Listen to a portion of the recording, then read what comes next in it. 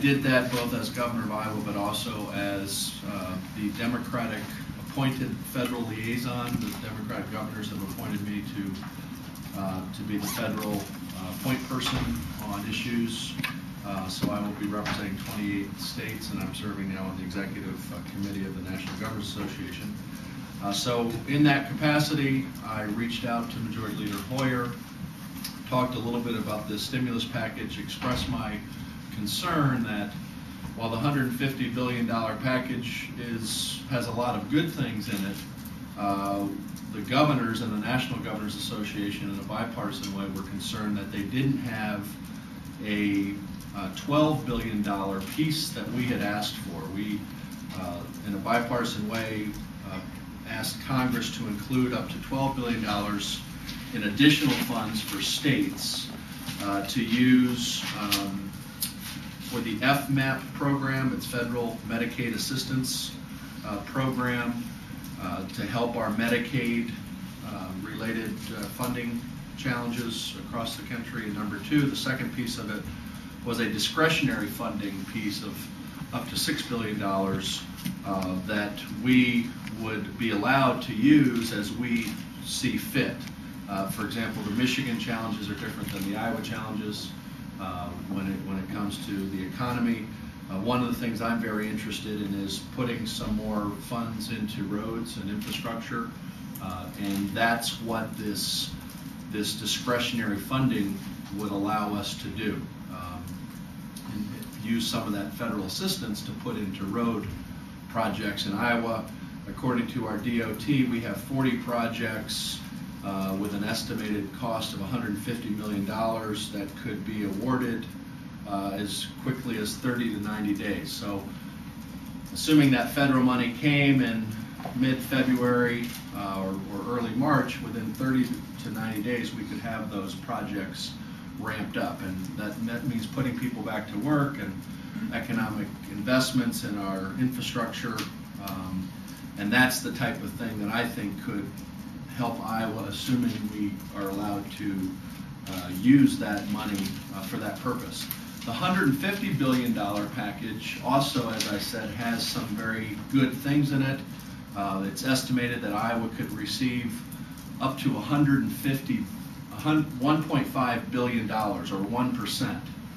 It's based in large part on population, and that would certainly be a good shot in the arm in terms of our economy. That money going directly to Iowans, and we're going to see how this all shakes out. I do expect changes in the Senate. That's where the package is right now, and I have had good conversations with both Senator Grassley and Senator Harkin. I met with both of them on Friday and expressed the NGA position and my beliefs and my feelings on what this package ultimately should look like. The third thing I did last week is I had a conference call and a meeting with my economic advisors, and I got their input and their feedback on this economic stimulus package that's been proposed, and also their general beliefs about our economy. The good news there is that, as I said in the State of the State address, is that our economy is strong. We have a $600 million cash reserve right now, so we're prepared for any foreseeable rainy day. Number two, our bioeconomy is booming. That has really helped us shelter ourselves from much of this national economic challenge. Some people are calling it a recession right now, but we've been beating, or we've stayed ahead of the Midwestern trend in terms of having an economy that's moving forward. Not only the bioeconomy, but the ag sector very broadly is as strong as it's ever been.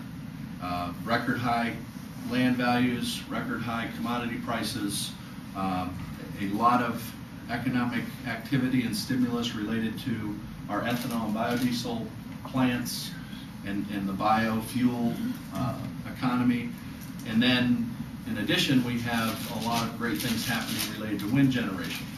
the 1,800 new jobs that were created last year, with over $100 million of economic investment in these new facilities in places like West Branch and Fort Madison and Keokuk and soon in Newton. So we're overall, I think, in very good shape. However, if and when Congress decides to do this package and they can agree in a bipartisan way on it, we want to make sure that Iowa benefits and that the package is structured in such a way that we can use it to the best advantage for the state, for the people, and for our economy. So I've been very engaged in this as it's developed. I will be meeting with Democratic and Republican leaders here today at noon.